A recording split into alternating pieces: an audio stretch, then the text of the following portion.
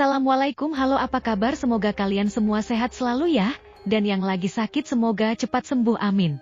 Kali ini saya akan ceritakan kisah misteri yang berjudul Bungkus Mayat Teluh Jaring Laba-Laba penulis Raidi Husain. Yuk kita mulai. Dulunya Pak Giman hanya pekerja biasa, sebagai tukang kebun. Setiap harinya, ia selalu di kebun, jarang berinteraksi dengan orang lain. Jika bertemu dengan orang lain, ia tidak akan menyapa, bahkan memberi senyuman saja tidak pernah. Namun di balik semua itu, Pak Giman memiliki kepribadian yang aneh. Selain sikapnya yang dingin, ia juga sering berbicara sendiri mengenai berita adanya teluh. Awalnya para warga tidak ada yang mengetahui siapa pelakunya. Selidik demi selidik, dari beberapa orang yang terkena teluh, warga mulai curiga terhadap Pak Giman. Bukan hanya curiga, melainkan sempat memergoki Pak Giman tengah membopong mayat. Orang pertama yang terkena teluh adalah keluarga Pak Narto, yakni Pak Narto sendiri. Malam itu kemungkinan pukul 21.00, yang mana pada saat itu Pak Narto tengah duduk seorang diri di ruang tamu. Hingga menjelang pertengahan malam, tepatnya jam 11 malam, tiba-tiba perut Pak Narto terasa mulas, semakin ditahan rasanya semakin mulas, bahkan terasa sudah sampai di ujung. Ada-ada saja, malam-malam begini pengen berak lagi, gumamnya sambil berjalan ke belakang rumah menuju perkebunan pisang. Singkatnya, selesai membuang hajat, Pak Narto memutuskan untuk langsung tidur. Ia pun bergegas masuk ke dalam kamar, dan menggeser istrinya yang kala itu tengah terlelap. Lalu merebahkan badannya di atas ranjang, membolak-balikan badannya, mencari posisi yang nyaman. Sudah sampai jam 2 pagi dini hari, Pak Narto masih belum juga terlelap, matanya terus melirik ke setiap sudut ruang kamar. Entah kenapa suasana di dalam kamar terasa berbeda, bukan hanya itu saja, Pak Narto juga merasa gelisah. Pikirannya melayang-layang memikirkan sesuatu yang semestinya tidak perlu ia pikirkan. Apa yang difikirkan oleh Pak Narto? Tidak lain dan tidak bukan hanyalah kematian. Mati. Kematian seakan merongrong hati dan pikirannya, sehingga membuat Pak Narto merasa gelisah pada malam itu. Keesokan paginya, sebelum berangkat ke kebun, Pak Narto menyempatkan diri untuk menceritakan perasaannya kepada sang istri, sebut saja Bu Narti. Rasa gelisah dari semalam belum juga hilang hingga pagi ini. Setelah menceritakan semua kepada istrinya, Pak Narto pun berangkat ke kebun. Hingga menjelang siang, tepatnya jam 11 pagi 45. Di saat Pak Narto dalam perjalanan pulang, Pak Narto merasa seperti ada yang mengikuti dari belakang. Berkali-kali menoleh, tapi tidak ditemukan siapapun. Pak Narto melanjutkan perjalanannya kembali, baru beberapa langkah ia berjalan, tiba-tiba telapak kakinya menginjak buah pinang, hingga menyebabkan dirinya terjatuh, lalu terseret ke bawah tebing. Untungnya, tidak sampai terjerumus ke dalam jurang. Dengan tertatih-tatih dan berpegangan pada pohon coklat, Pak Narto mencoba berdiri, lalu memaksa berjalan dalam keadaan pincang. Sesampainya di rumah, setelah membereskan peralatannya, Pak Narto bergegas pergi ke sumur berniat membersihkan badan. Begitu melepas pakaian, sontak Pak Narto langsung terhenyak, ketika melihat bagian dada hingga perutnya dipenuhi bintik merah. Bintik merah itu seperti kulit yang tertusuk kawat panas, tapi anehnya Pak Narto tidak merasakan apapun selain rasa gatal. Kemudian Pak Narto mengenakan pakaiannya kembali, lalu membasuh wajah, membersihkan kedua tangan dan kakinya. Setelah itu, Pak Narto masuk ke dalam rumah, duduk di ruang dapur sambil sesekali melihat bintik merah di perutnya. Di dalam rumah, hanya ada Pak Narto sendiri, sementara anak dan istrinya tidak tahu perginya kemana. Waktu sudah menunjukkan pukul 2 siang, Pak Narto masih belum beranjak dari tempat duduknya. Raut wajahnya terlihat kebingungan. Tidak lama kemudian, sayup-sayup terdengar suara langkah kaki menuju ke pintu dapur. Pak Narto segera beranjak, bersikap seperti biasa, dan berusaha menyembunyikan sesuatu yang terjadi pada dirinya. Riik! Loh, rupanya Bapak ada di rumah. Ibu kira masih di kebun, ucap Bu Narti ketika mendapati suaminya tengah bersantai. Ibu dari mana? Tanya Pak Narto. Dari rumah tetangga, jawab Bu Narti.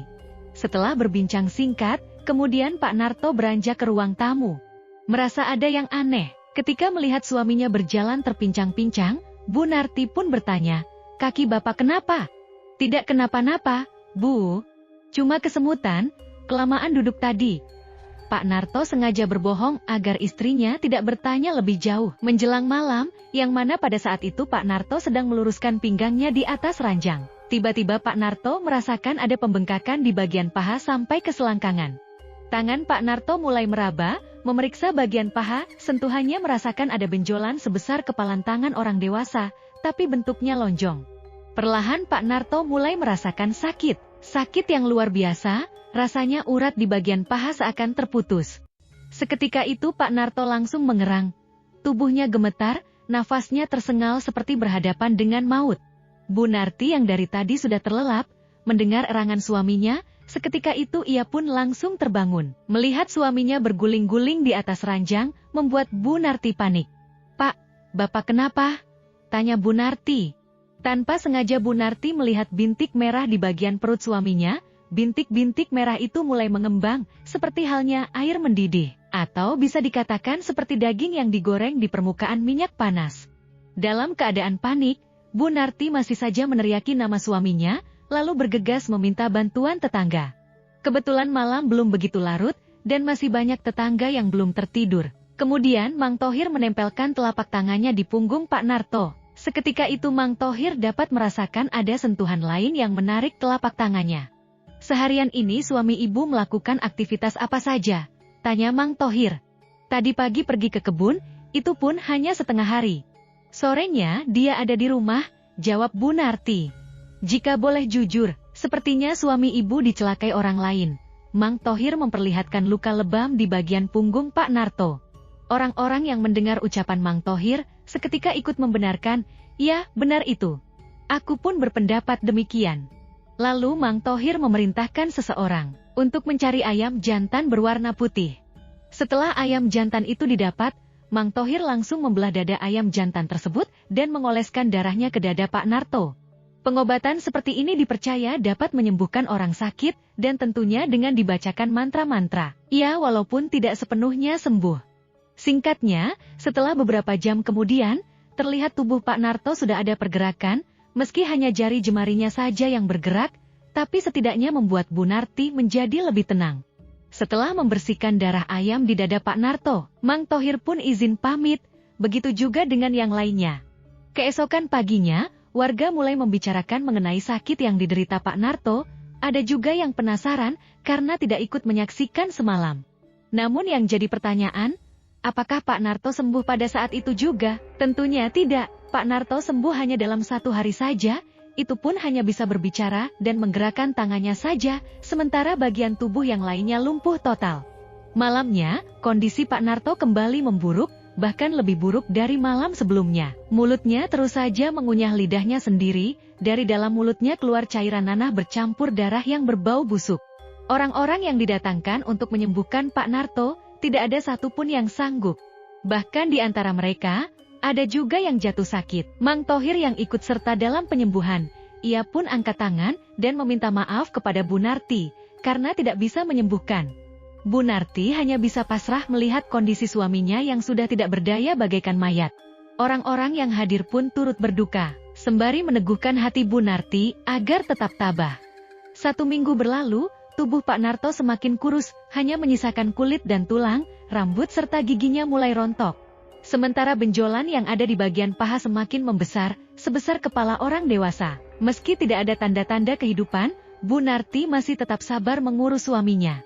Walau sebenarnya sudah tidak sanggup menghadapi semua ini, tapi hati kecilnya mengatakan, kasihan. Sebagai seorang istri, memang sudah seharusnya mengurus suami, dikala sang suami sedang sakit. Begitu juga sebaliknya.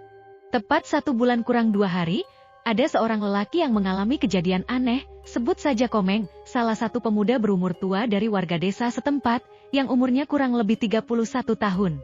Komeng yang gemar sekali mencari ikan di malam hari. Pada malam itu, tepatnya pukul 23.35.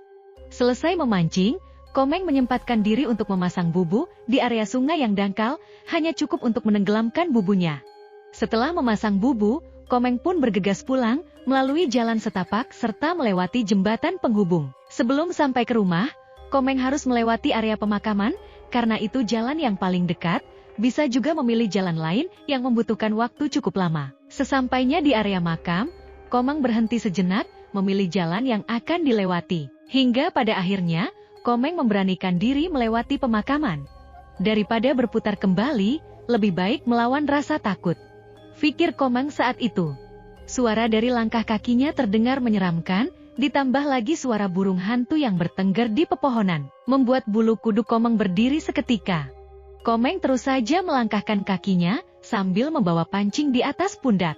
Hingga sampai di pertengahan, samar-samar Komeng melihat seseorang sedang menggali makam. Perlahan, Komeng berjalan mendekat, ingin memastikan siapa orang itu, dan kenapa menggali makam di malam hari. Suara ayunan cangkul yang menghantam tanah, terdengar jelas di telinga Komeng. Terlihat dari perawakannya, Komeng sudah bisa menebak bahwa orang itu adalah Pak Narto. Suatu pemandangan yang terasa sangat janggal, bahkan membuat Komeng bertanya-tanya pada dirinya sendiri, bukankah Pak Narto saat ini sedang sakit? Apa mungkin mataku yang salah lihat? Tiba-tiba Pak Narto menghentikan ayunan cangkulnya, lalu menoleh ke arah Komeng sambil melambaikan tangan. Begitu melihat wajah Pak Narto, seketika tubuh Komeng langsung gemetar. Wajah Pak Narto hitam legam seperti terbakar, mulutnya menganga lebar, lidahnya menjulur keluar disertai tetesan air liur. Komeng hanya bisa mematung, menyaksikan pemandangan yang ada di depannya. Seluruh tubuhnya basah penuh keringat, pancing yang ia pegang pun seketika terjatuh. Cukup lama Pak Narto berdiri memandang ke arah Komeng, kemudian Pak Narto menjatuhkan diri ke dalam liang lahat yang baru saja digalinya. Sontak hal itu membuat seluruh tubuh Komeng mati rasa. Apa yang disaksikannya itu benar-benar membuat saraf otaknya rusak. Entah bagaimana caranya Komeng berjalan agar sampai ke rumah, sementara kedua kakinya sudah bau busuk nanah bercampur darah, disertai dengan belatung, seakan memaksa mereka memuntahkan isi dalam perutnya. Walaupun sebagian darah sudah mengering, tapi bau busuknya masih tercium. Dari banyaknya orang yang membantu, hanya beberapa orang saja yang masih bertahan. Itu pun karena terpaksa, merasa kasihan melihat Bu Narti. Kematian suami Bu Narti sepertinya tidak wajar. Setiap kali aku ingin tidur, aku selalu membayangkan Pak Narto ketika dirinya masih sakit. Ucap seorang janda tua, Bu Risma, sambil menggosok ranjang Pak Narto. Tegas sekali orang yang meneluh Pak Narto. Aku tidak bisa membayangkan gimana perasaan Bu Narti setelah ditinggal mati suaminya, lanjut Bu Risma. Sudah, jangan membicarakan kematian orang. Sebaiknya kita selesaikan pekerjaan ini, agar cepat pulang, ucap temannya. Setelah selesai, mereka pun izin pamit kepada Bu Narti, yang saat itu masih duduk di bangku merenungi kematian suaminya. Singkatnya, satu persatu teman Bu Risma sudah sampai di rumahnya masing-masing.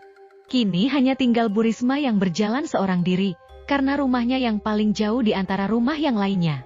Dalam perjalanan pulang, sayup-sayup Bu Risma mendengar suara langkah kaki dari arah semak-semak. Dari suaranya terdengar memiliki jeda yang cukup lama, satu langkah berhenti, lalu melangkah lagi.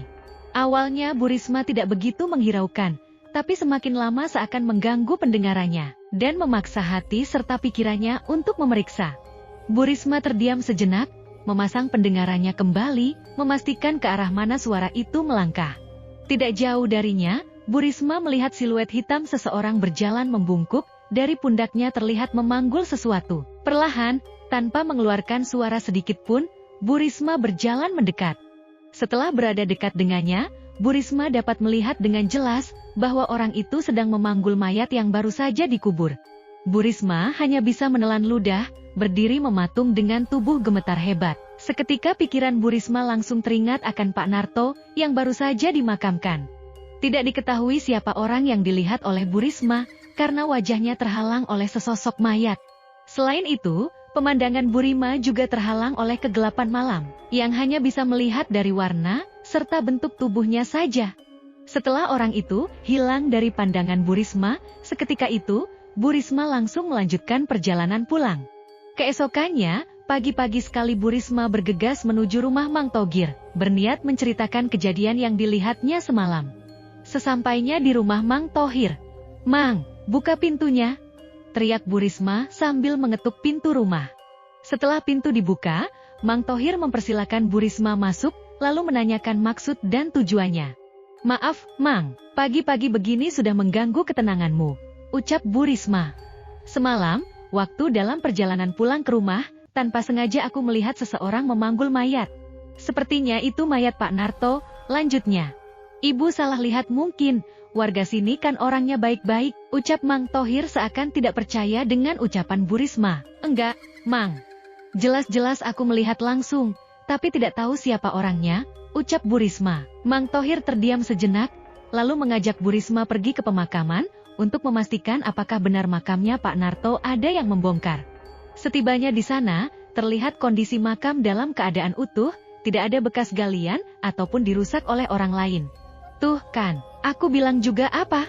Ibu salah lihat pasti, ucap Mang Thohir. Tapi, Mang, sudah, ayo pulang, ucap Mang Thohir memotong pembicaraan Bu Risma. Dalam keadaan bingung, Bu Risma mengikuti langkah Mang Thohir. Entah harus mengatakan apa lagi agar Mang Thohir percaya bahwa yang dilihatnya itu benar-benar mayat Pak Narto. Dari semenjak kejadian itu, Bu Risma sering sekali dihantui oleh rasa ketakutannya sendiri. Setiap kali mendengar suara semak-semak di samping rumahnya, perasaannya langsung was-was. Namun, seiring berjalannya waktu, Bu Risma sering melihat benda tak lazim di dalam rumahnya, bisa dikatakan semacam teror. Bu Risma, yang hanya tinggal berdua bersama anak laki-lakinya, sebut saja Hafidz. Malam itu, dirinya kembali dikagetkan oleh seseorang berjalan membungkuk melewati depan rumahnya. Orang dengan perawakan yang sama, yang pernah ia lihat sebelumnya. Akan tetapi, begitu Bu Risma mendekat ingin memastikan, secara tiba-tiba orang itu pun menghilang dari pandangan Bu Risma. Hal itu membuat Bu Risma merasa curiga akan terjadinya sesuatu. Seketika tubuh Bu Risma langsung menggigil dan kembali duduk di ruang tamu. Suara bising jangkrik yang memekikkan telinga membuat suasana tidak begitu sunyi. Lalu Bu Risma beranjak ke dalam kamar, berniat menenangkan pikirannya. Setibanya di dalam, Bu Risma melihat banyak sawang memenuhi sudut kamarnya. Selain itu, ada seekor serangga yang terbungkus oleh sawang tersebut. Tidak ada yang aneh mengenai sawang itu, sudah hal biasa jika rumah dipenuhi oleh sawang, apalagi kondisi rumah dalam keadaan kosong. Hanya saja perasaan Bu Risma seolah-olah mengatakan, pertanda akan terjadinya bencana kematian.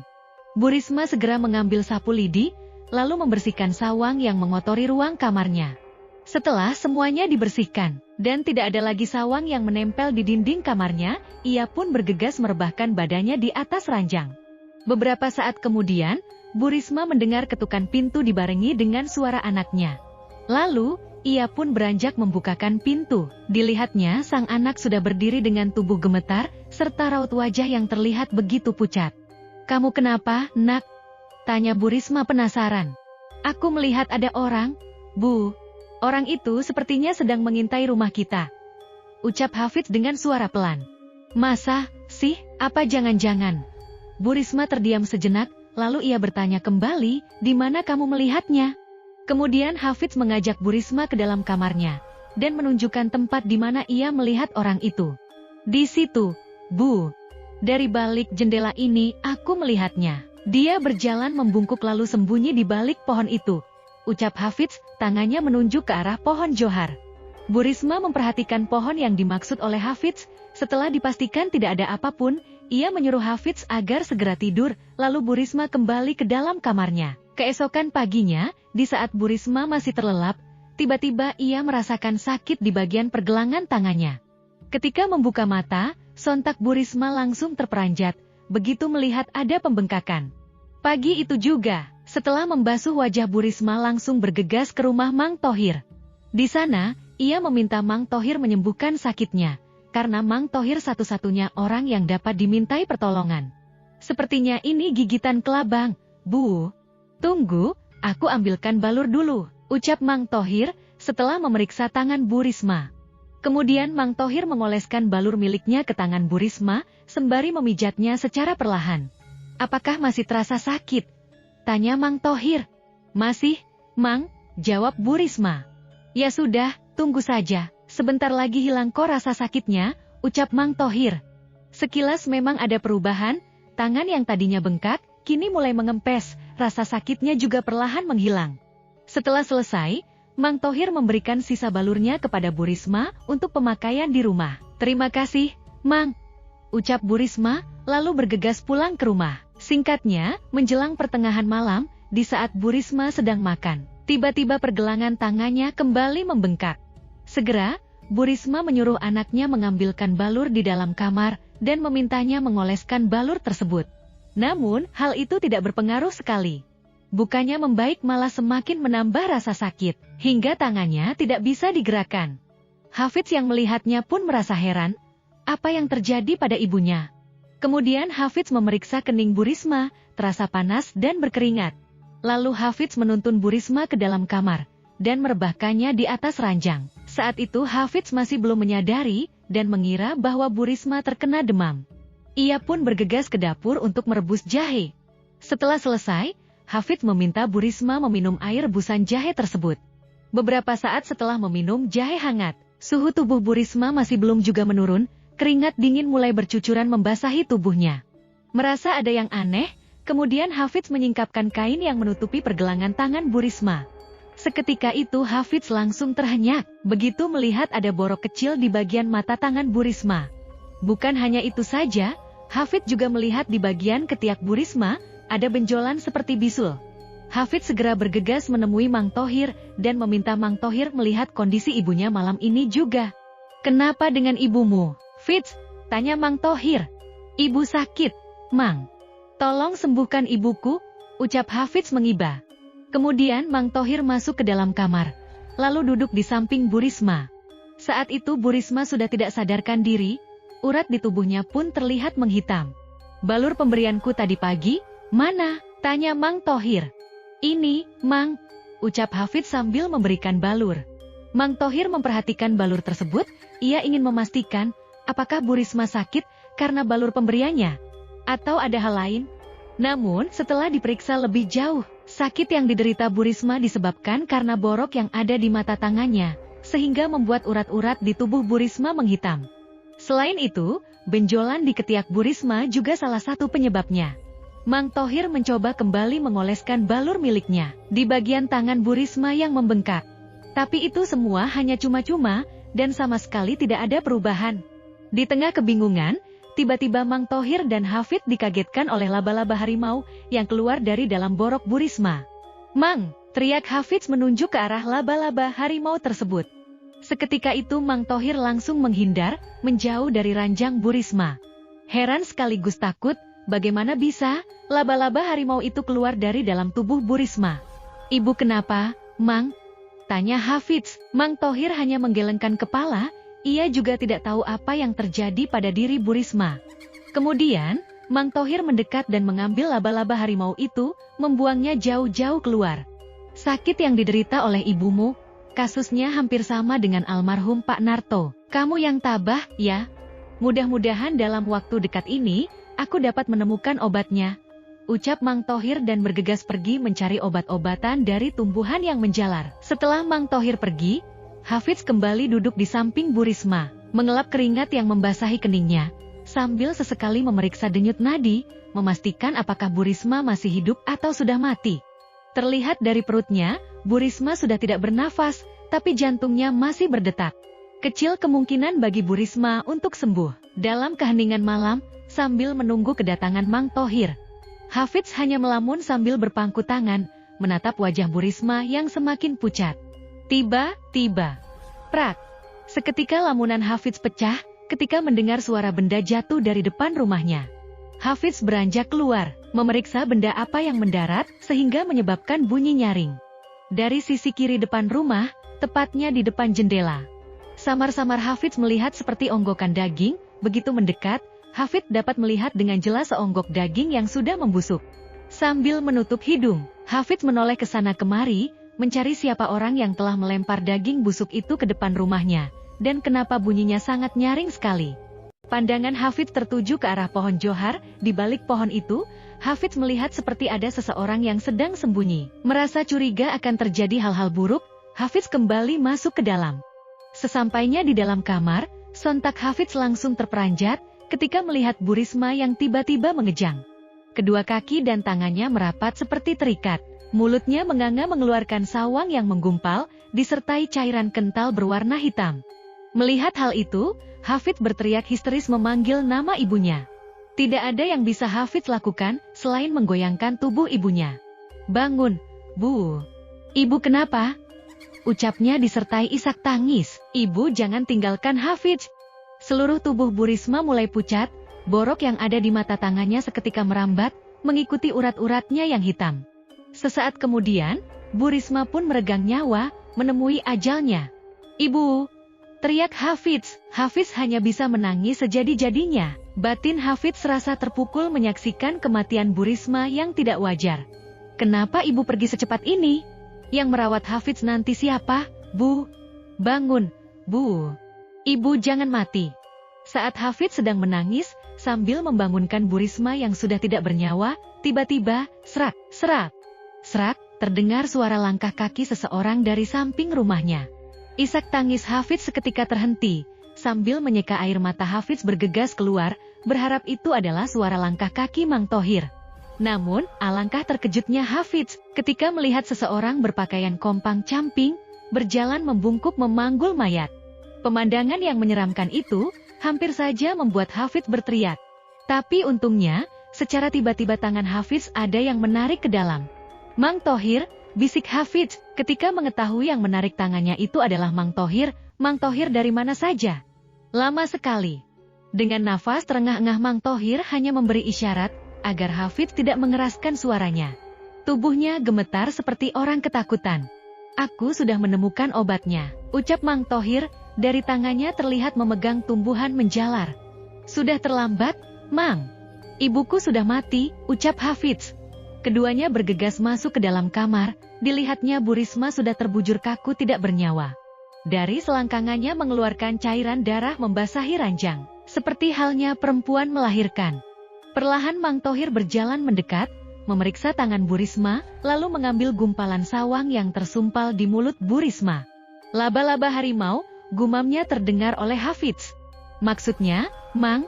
tanya Hafidz. "Laba-laba harimau yang kita lihat tadi, rupanya bersarang di dalam tubuh ibumu. Jelas Mang Thohir, dugaanku benar, ibumu diteluh oleh seseorang.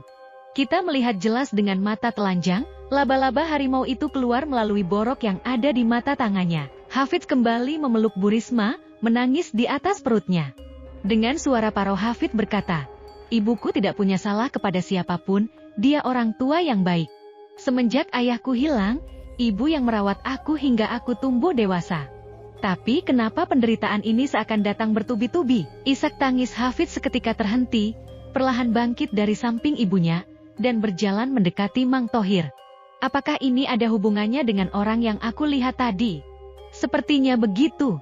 Aku sempat melihat dia mengelilingi rumahmu, memanggul mayat sambil melambaikan tangan. Rasanya aku mengenali orang itu," ucap Mang Thohir. "Siapa, Mang?" tanya Hafidz penasaran. "Pak Giman. Tapi yang terpenting untuk saat ini kita urus dulu jasad ibumu," ucap Mang Thohir. "Kemungkinan waktu sudah menunjukkan pukul 2 pagi dini hari, tidak enak jika harus membangunkan warga." Mang Thohir dan Hafidz bergegas membopong jenazah Bu Risma ke sumur. Tanpa diperintah, Hafidz langsung menimba air, menuangkannya ke dalam gentong. Semilir angin yang berhembus, disertai suara gemercik kastrol yang sudah berkarat, seakan berpadu menemani mereka. Selesai memandikan jenazah Bu Risma, keduanya masih disibukkan membersihkan ranjang yang dipenuhi darah, dan menatanya seperti sedia kala. "Kita tunggu esok pagi saja untuk memakamkan ibumu," ucap Mang Thohir. Mengingat waktu sudah menunjukkan sepertiga malam, meski tidak tegak, Hafidz mengiyakan ucapan Mang Thohir. Lalu, berjalan mendekati jenazah Bu Risma. "Bu, bangun. Sekarang ibu sudah tidak merasakan sakit lagi," tubuh ibu pun tercium bau harum. Melihat tingkah Hafidz yang seakan tidak rela ditinggal pergi oleh Bu Risma, Mang Thohir pun mendekat, dan berusaha untuk menenangkannya. "Kamu harus ikhlas, Fitz. Jangan seperti ini, ibumu sudah tenang berada di sisi Tuhan." Mang Thohir bisa bicara seperti itu, karena tidak merasakan. Sedangkan aku, Hafidz menatap ke arah Mang Thohir, mataku yang menyaksikan, tanganku yang memandikan, membersihkan kotoran yang menempel di tubuh ibuku. "Sejak tadi aku mencoba untuk ikhlas, tapi rasanya sulit." "Kamu ini bicara apa, Fitz? Coba tenangkan hatimu, jangan meratap seperti itu. Ratapanmu itu akan menyakiti ibumu di alam sana. Apa kamu tidak kasihan terhadap ibumu sendiri?" Tak henti-hentinya Mang Thohir menenangkan Hafidz, hingga pada akhirnya, Hafidz pun terdiam dengan sendirinya. "Kamu tidurlah, nanti aku bangunkan besok pagi," ucap Mang Thohir. Malam yang pilu itu mereka lewati bersama, hingga tak terasa Hafidz tertidur di samping jenazah Bu Risma. Keesokan paginya, setelah mengumpulkan para warga, kemudian Mang Thohir membangunkan Hafidz yang masih terlelap. "Jam berapa ini, Mang?" tanya Hafidz. "Sudah jam 8 pagi titik 00. Ayo cepat mandi, warga sudah menunggu di pemakaman," ucap Mang Thohir, sambil menyiapkan beberapa alat untuk menggali makam. "Ibu di mana?" tanya Hafidz. "Ibumu sedang dimandikan di belakang," jawab Mang Thohir. Selesai mandi, keduanya bergegas pergi ke pemakaman. Sesampainya di sana, para warga sudah berkumpul mengukur tanah yang akan digali. "Apa ini sudah sesuai ukuran, Mang?" tanya salah satu warga. "Tambah ukuran panjangnya sedikit saja, kurang lebih 2 cm, jawab Mang Thohir. Setelah tanah itu digali, Mang Thohir mengajak beberapa warga ke rumah Bu Risma. Sementara warga lainnya menunggu di pemakaman. Dalam perjalanan ke rumah, salah seorang warga bertanya kepada Mang Thohir perihal kematian Bu Risma. "Kemarin aku sempat melihat Bu Risma mengunjungi rumahmu. Terlihat dari raut wajahnya seperti orang ketakutan. Apa yang sebenarnya terjadi dengan Bu Risma, Mang?" "Dia hanya meminta balur untuk mengobati sakit di tangannya. Aku juga tidak tahu kenapa tangannya bisa bengkak seperti itu." "Ah, iya. Apa Mang Thohir tahu penyebab kematian Bu Risma?" "Sudah, jangan bahas itu dulu. Tugas kita saat ini memakamkan jenazah Bu Risma." Sesampainya di rumah duka, terlihat jenazah Bu Risma sedang dikafankan. Mang Thohir dan warga lainnya menunggu sejenak sebelum membawa jenazah Bu Risma ke tajuk masjid untuk disyolatkan. Singkatnya, setelah menyolatkan jenazah Bu Risma, ketika hendak mengangkat keranda, lagi-lagi Mang Thohir kembali dikejutkan oleh seseorang mengintai dari kejauhan. "Pak Giman, kenapa gelagatnya aneh sekali?" gumamnya. "Ada apa, Mang?" tanya seorang warga. "Nggak ada apa-apa. Ayo kita bawa jenazah Bu Risma ke pemakaman," jawab Mang Thohir. Selama dalam perjalanan menuju tempat pemakaman, dilihatnya, Pak Giman masih saja mengikuti rombongan pengantar jenazah secara sembunyi-sembunyi. Hal itu membuat Mang Thohir semakin curiga terhadap Pak Giman. Karena sebelumnya, waktu pemakaman Pak Narto, Mang Thohir sempat melihat Pak Giman sembunyi di balik pohon. Selesai memakamkan jenazah Bu Risma, Mang Thohir tidak langsung pulang, ia masih menunggu makam Bu Risma bersama Hafidz. Hingga menjelang siang, di bawah panasnya terik matahari, keduanya masih duduk di depan makam. "Fitz, kamu tidak ingin pulang, tah?" tanya Mang Thohir. "Tidak, Mang Thohir saja yang pulang duluan. Biarkan aku di sini, menunggu ibuku," jawab Hafidz. Mau sampai kapan kamu terus-terusan begini?" ucap Mang Thohir, beranjak pergi meninggalkan Hafidz. Tidak lama kemudian, ketika Mang Thohir sudah berada jauh dengan Hafidz, tiba-tiba, "Mang, tunggu!" teriak Hafidz sambil berlari mengejar Mang Thohir. "Aku ikut pulang," ucapnya dengan nafas terengah-engah. Mang Thohir hanya menggelengkan kepala, merasa aneh dengan tingkah Hafidz. "Kenapa? Apa kamu takut ditinggal sendirian?" tanya Mang Thohir. "Iya. Tadi, tanpa sengaja aku melihat ada seseorang membawa cangkul," ucap Hafidz. Mendengar ucapan Hafidz, tiba-tiba Mang Thohir menghentikan langkahnya, lalu menoleh ke arah pemakaman. "Kamu pulang duluan saja, Fitz," titah Mang Thohir. "Mang Thohir mau kemana? Kenapa tidak pulang bareng?" tanya Hafidz. "Sudah, turuti saja perintahku." Dengan langkah terburu-buru, Mang Thohir bergegas kembali ke pemakaman. Dari kejauhan Mang Thohir sudah bisa melihat, ada seseorang sedang mengelilingi satu makam yang diyakini bahwa itu adalah makam Bu Risma.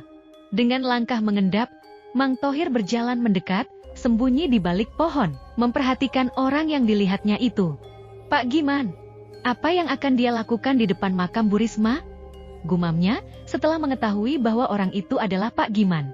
Tanpa diduga, secara tiba-tiba Pak Giman menggali makam Bu Risma, mengambil mayatnya, dan diganti dengan sebatang pohon pisang, lalu ditimbun kembali seperti sedia kala. Melihat hal itu, Mang Thohir tidak langsung menghampiri, dirinya masih sembunyi di antara pohon-pohon. Ingin mengetahui lebih jelas, apa maksud dan tujuan Pak Giman. Seketika Mang Thohir teringat akan perkataan Bu Risma, yang mengatakan bahwa dirinya melihat seseorang memanggul mayat Pak Narto. Apa jangan-jangan yang dikatakan Bu Risma itu benar? Gumamnya.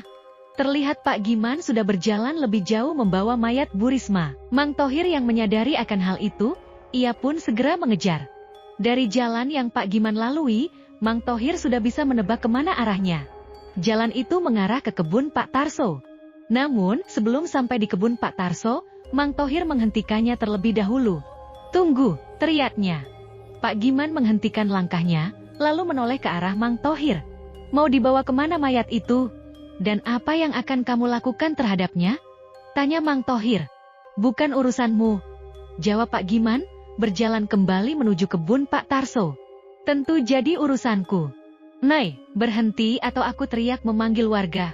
Mendengar ucapan Mang Thohir yang seakan mengancam, Pak Giman pun menghentikan langkahnya kembali. Kemudian, Mang Thohir memerintahkan Pak Giman mengembalikan mayat Bu Risma ke pemakaman. "Mu!" Pak Giman menjatuhkan mayat Bu Risma ke tanah, raut wajahnya terlihat marah, kesal terhadap Mang Thohir. "Kamu ini siapa? Berani-beraninya menyuruhku. Tuh, bawa sendiri sana mayatnya," ucap Pak Giman sambil menendang mayat Bu Risma. Tiba-tiba Mang Thohir teriak sekencang-kencangnya, "Tolong! Tolong! Ada pencuri!" Teriakan Mang Thohir itu mengundang para warga yang ada di kebun. Satu persatu warga mulai berdatangan menghampiri Mang Thohir. Pak Giman yang menyadari kedatangan warga, sebelum warga mendekat, ia sudah lari terlebih dahulu. "Kenapa, Mang? Tengah hari begini teriak-teriak?" tanya seorang warga dengan membawa parang di tangannya. Pak Giman membongkar makam dan mengambil mayat Bu Risma, ucap Mang Thohir, tangannya menunjuk ke arah mayat yang tergeletak di tanah. "Pak Giman?" tanya warga hampir bersamaan. Seakan tidak percaya dengan ucapan Mang Thohir, warga pun berkata kembali, "Setauku, Pak Giman itu orangnya pendiam loh, sikapnya juga dingin. Rasanya tidak mungkin jika dia membongkar makam, untuk apa coba? Lagi pula orangnya juga tidak ada di sini. Susah untuk dijelaskan." "Ya sudah, sekarang bantu aku membopong mayat Bu Risma. Kita makamkan kembali," ucap Mang Thohir. 2 orang membopong mayat, sementara yang lainnya mengikuti dari belakang. Sesampainya di tempat pemakaman, warga langsung menggali makam Bu Risma. Semakin dalam hingga sampai ke dasar, warga dikejutkan oleh sebatang pohon pisang berada di dalam makam. "Apa ini, Mang? Siapa yang melakukan semua ini?" tanya warga mendongakkan kepalanya ke atas. "Sudah ku katakan tadi, Pak Giman yang melakukan semua ini," jawab Mang Thohir. "Jika kalian masih belum percaya, masih ada satu bukti lagi, yaitu makam Pak Narto," lanjutnya. Semuanya terdiam setelah mendengar ucapan Mang Thohir. Raut wajah mereka seakan menunjukkan pertanyaan. "Nanti malam kita kembali lagi ke sini. Aku yakin Pak Giman akan datang mengambil mayat Bu Risma," ucap Mang Thohir. Warga pun setuju, lalu mengeluarkan pohon pisang dan memasukkan mayat Bu Risma ke dalam liang lahat. Setelah ditimbun, para warga ada yang kembali ke kebun untuk melanjutkan pekerjaannya, ada juga yang pulang ke rumah masing-masing. Menjelang malam tepatnya jam 6 malam titik 50, hanya 3 orang saja yang kembali ke pemakaman. Salah satunya Mang Thohir, 2 orang lainnya sebut saja Yayan dan Fahri. Mereka bertiga sembunyi di balik pepohonan, tanpa cahaya sedikit pun, menunggu Pak Giman datang. "Kamu yakin Pak Giman akan datang ke sini?" tanya Yayan kepada Mang Thohir. "Sudah tunggu saja, sebentar lagi dia pasti datang," jawab Mang Thohir. Ceritanya masih lumayan panjang ya guys, nanti kita lanjutkan lagi. Jika kalian punya cerita horor pribadi silahkan kirim ke email yang ada di deskripsi ya guys. Jika kalian suka jangan lupa subscribe, like, dan share ya. Tidak lupa juga nyalakan lonceng notifikasinya, agar kalian enggak ketinggalan cerita-cerita horor lainnya dari saya. Makasih guys.